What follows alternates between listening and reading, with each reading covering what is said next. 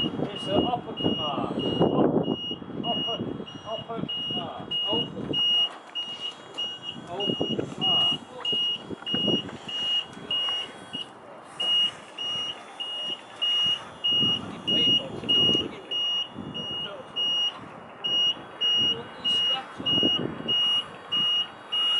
Yeah, there's... We've got to get oil in it, eh? Sorry.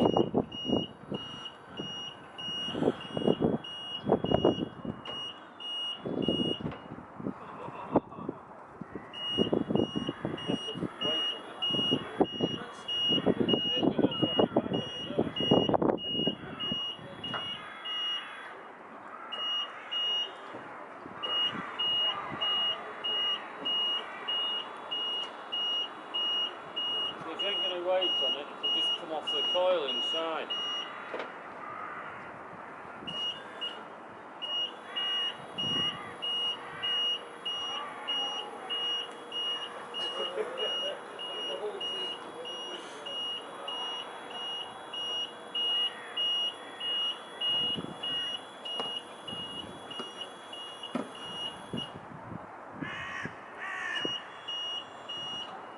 That's about it. And it swings the flag on, lift off. Let's go and get some oil. Yep.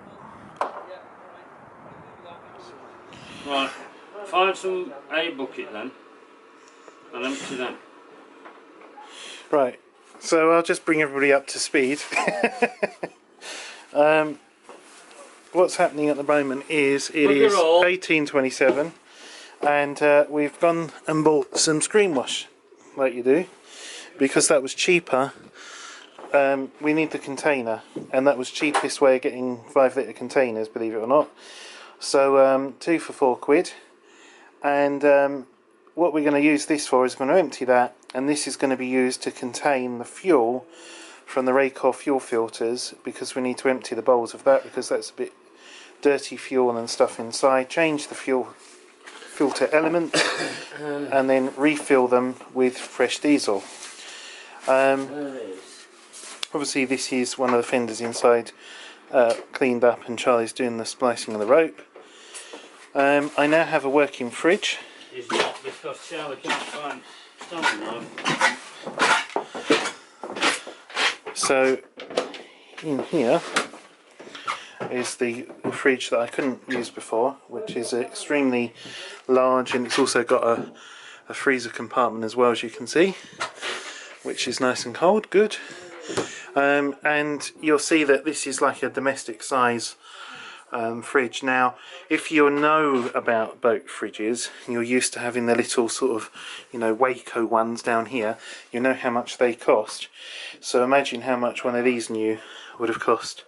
But fortunately, what was actually broken, I don't know if the part is still around, it's not here, but I'll show you, it's the rectifier basically. Over here we see that Pete, the wizard, who I've got to introduce you to because he does look like someone rather famous from a few thousand years ago, has finished doing the window, as you can see the port light. So that is the new wood that's gone in, where the wood was rotted, and it was literally just this bit of wood that was rotted. This was fine, the surround was fine, and really the reason why is kind of a design problem with traders.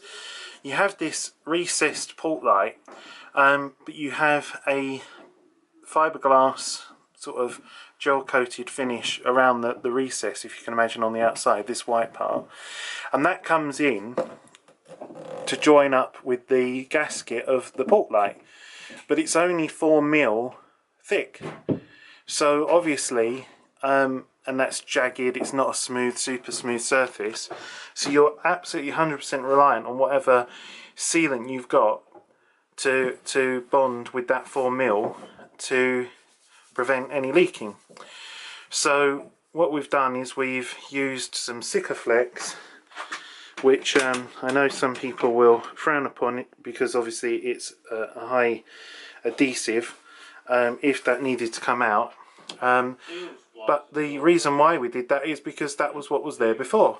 And so we took it out and then used a razor blade on the reverse side of the port to scrape off all of the Sikaflex, and then we used white spirit and green nylon pads like this to get it off of the wood. And it was actually probably about a 20-minute job to clean up, so it's not horrendous.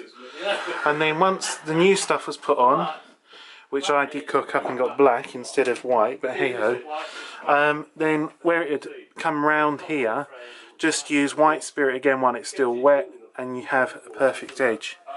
So although the grain goes this way instead of down, and it's slightly darker, I don't think that's a bad job, especially from a distance. It really blends in very well and saves replacing the entire thing, which would have required taking all of this out. So that's great.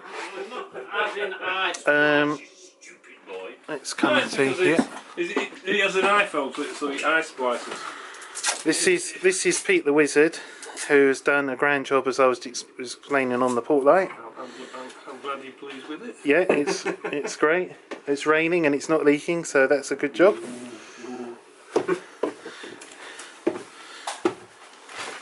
Now outside here,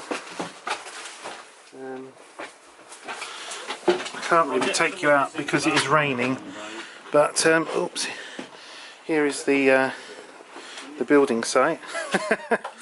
As you can see, with all the tools and stuff. Dan, what are you doing? Cutting holes in plates? It's not your plane, don't worry. I'm going to make that into the base. That's going to go down, not sink into the set too far. Otherwise, you won't get a true reading in your draft. Oh right, so this is how we're gonna.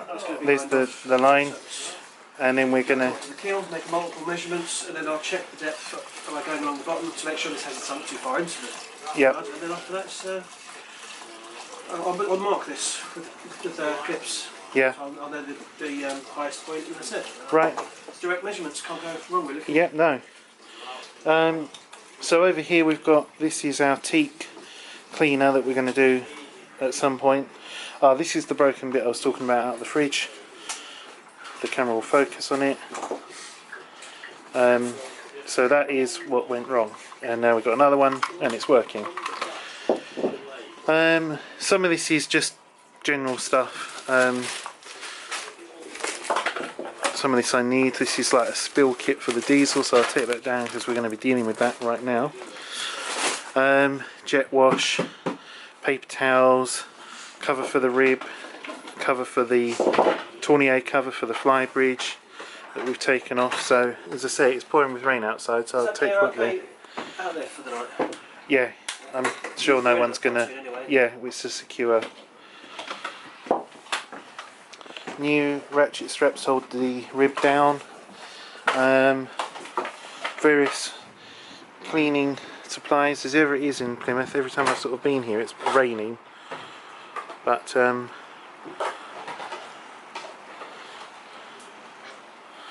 that is the state of affairs. So I'm going to go now, once Charlie's spliced his rope, and help him with the Raycor fuel filters. I'll just go down. So yeah, it's not. I don't know what time, because tomorrow we've got to do our sea trials. I can see the camera's got a lag on it because of the low light. So we're going to plan to do that, I suppose, early afternoon. But we need to sort our fuel out. We need to clear all this stuff because there's no point in going out, especially in a choppy sea with stuff flying around everywhere. But that is the important thing that needs to be done. And also tomorrow we need to launch the rib and give that a go. We've got petrol for the rib, new oil for the rib, but it's in good condition. Needed a slight pump up of the inflatable tubes, but the crane you would have seen in that video earlier that I just took of it being moved, that works fine. So yeah.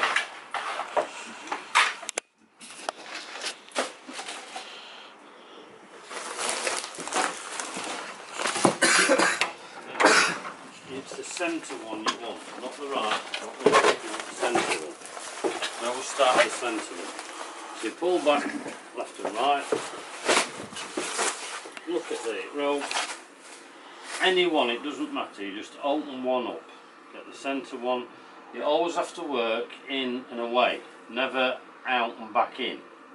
So you can work out back in, but then you've got to do it with all. Do you want of to them. shut the door? Yeah, keep the heat in. So you pull that through nice and gently, twist the rope closed, so I've pushed it away. Then you can turn it towards you, one, get that out of the way, and you're looking for the next one that hasn't been opened, which is there. So we're going to go over under, it's always over under. So you open the ply of the rope up, get this one, thread it through, nice and gently, pull it, close the layer of the rope, turn it, then you can turn it back and there'll be one that hasn't gone under. This is the hardest bit, is getting the three of them set up.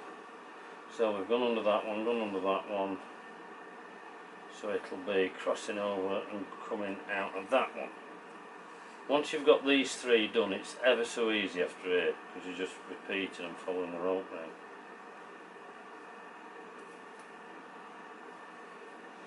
Close the rope, pull all three equally. Now you can see when you look at it that way, look down it, because it's 3-ply rope, and you've got 3 strands, it's going over, miss, over, miss, over, miss all the way around. So we've got it perfect to start with. Take the slack out, pick any one you like, it doesn't matter. And the one that it's touching, it goes over it, and then obviously under the next one. Pull it through, roll it towards you, the one it's touching it goes over. I'm getting faster already. It'll be a short exam on this after. Push it through, roll it towards you again. Can you show us on all the other boys? There's only boys, there ain't there any boys? So these Fenders. fenders. Show us this 20 times or however many there Really? are. I'll never get the diesel filters done. That's it. That is called, once you've put each strand through once, it's called a tuck, as in fryer. It's tucked in under the rope. Man-made material has to have a minimum of 4 tucks. Natural material you can do 3. But natural material is not slippy. Man-made material is slippy, so we always do 4 tucks. So we've now done 2 tucks, because each rope has gone through twice.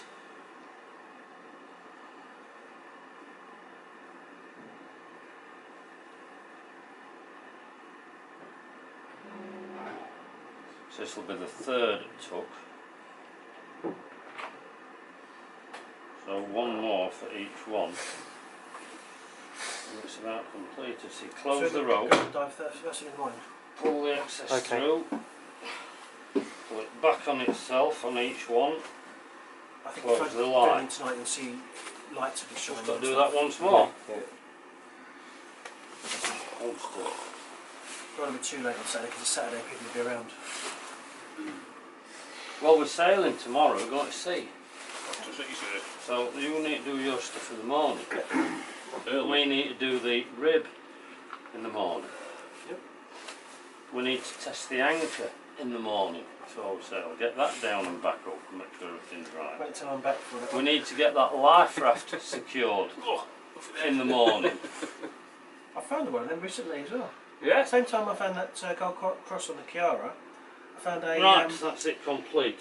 Now just tidy it up. there's an anchor, Turn the a modern end off. anchor So we've for got a boat. 4 I just tucks. launched it with a surface float. Take that Yeah. off Pick it there. up, yeah. Marvellous. Good stuff. So, the skipper had lost it a few weeks ago. Yeah. They always drop the weights on the same spots on the wrecks, and then they lose them sometimes because the rope gets tangled on the wreck. Yeah, And yeah. if they can't get them off, they have to cut the line and lose it. Well, that's right. So, Otherwise it's stuck, aren't Sooner or it? later, another diver hits the same wreck, finds it, launches a float, and saves it for them. Good stuff. Good stuff. It was a good day actually. I found the cross. I got a perfume bottle, which is full of stinky horrible perfume, 100 years old, and the and that anchor at the same time. Right, so they pull it back, cut away from the line that you put it That's a on. successful day. That was. I was the skipper's best friend. Did you charge him for it? In fact, even the gold cross I found, because it's 100 years old, it's in the museum now, isn't it? Oh, right, yeah, yeah. I didn't even keep that. Yeah.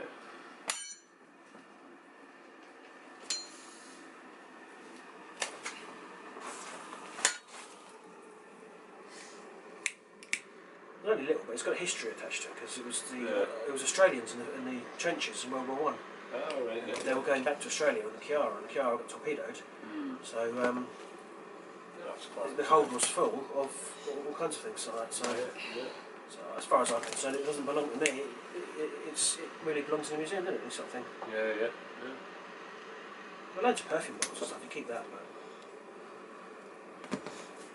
some stuff, if it's really nice, you can't keep it yourself, really. Jobs are good, and they are, Robin.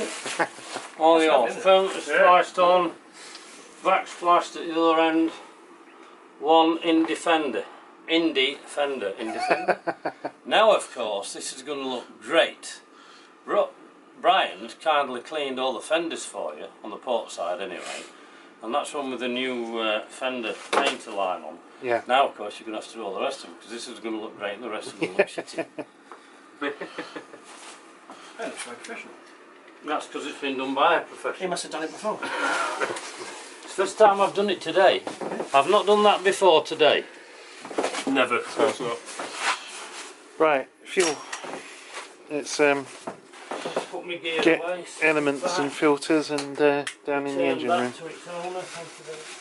So we're here in the engine room, and as you can see, this is the Raycor filter that we've drained the fuel out of, and we've removed the bowl because there was a lot of sediment on the turbine blade there of the filter. We've got a new filter element to go in, and now we're going to go and clean the sediment that was in the bowl, as you can see, and then put it back in and fill it back up with the fuel.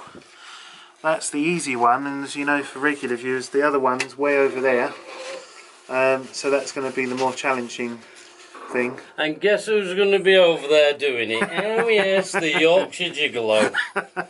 Hey, isn't it just great? If I sent Brian over there, he's biggest. Put Brian over there, we'll never see him again.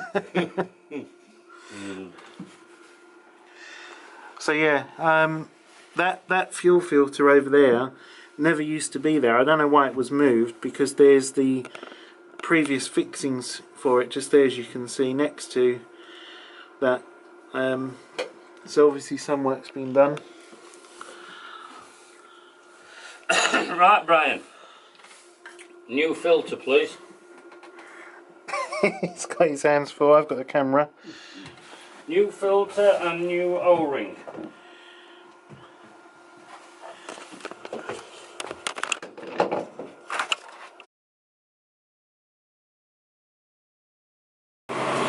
Okay, so we've got the generator running, we've got the main engines running now, just under 1500 RPMs. Oil pressure is good. We've checked all of the you know, oil, everything down in the engine room. Temperatures are rising slowly. Charlie's downstairs in the engine room with his earmuffs on.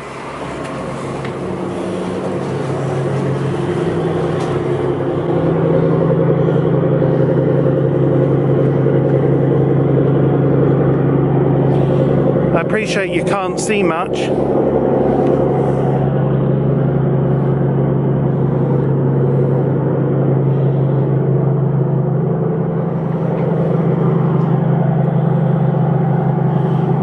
But I hope you can hear.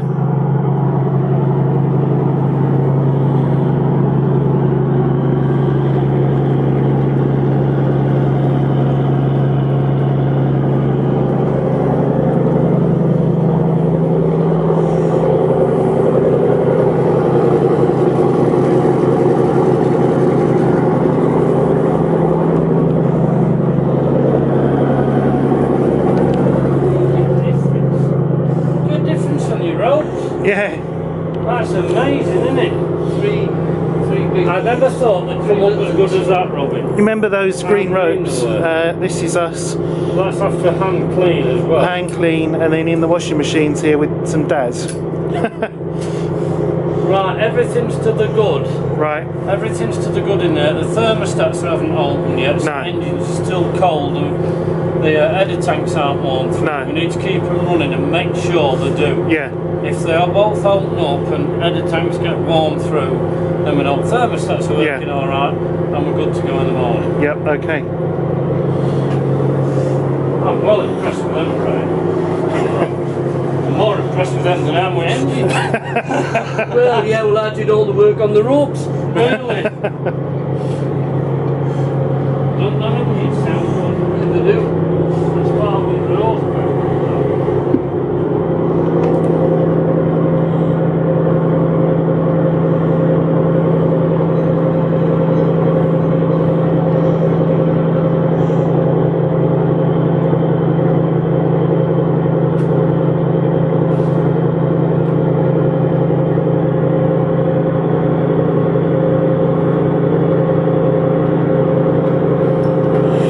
Sure what the neighbourhood's thinking as it approaches 9:15 in the evening, but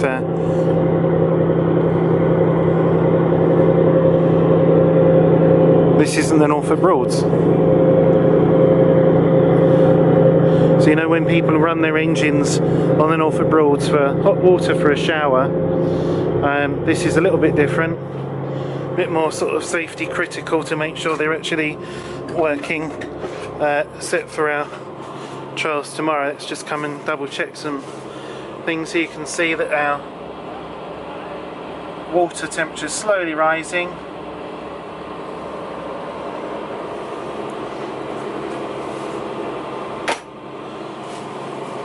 This is the indoor noise. I've got this lifted up as well, so it's not it probably sounds worse on the camera, in all honesty. They usually do. These camera microphones, the way they pick up sounds and stuff, but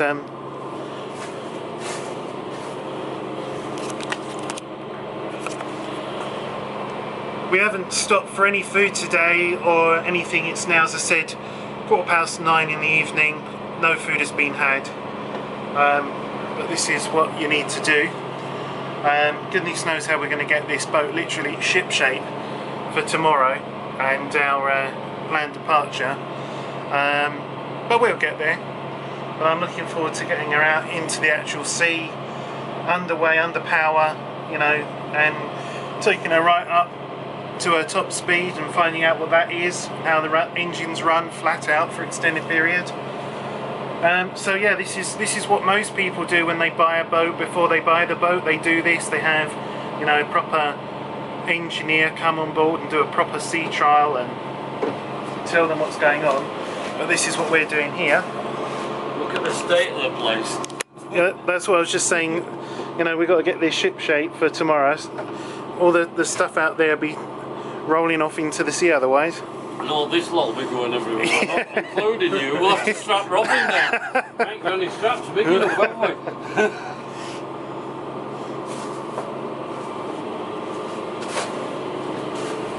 It's not that noisy, is it? The temperature's showing yet? Yeah, they're just rising up now. Right, I'll go down and check. I think the gearbox, they've equalised.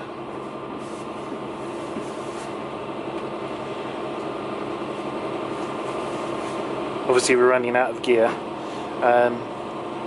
This system is quite so I just wondered what that was. It was trying to open the engine room door. But yeah, if I put this into neutral and then touched it, we'd be automatically in gear. So you have to be careful. It's not like a positive, you know, pull out and you're out of gear kind of thing.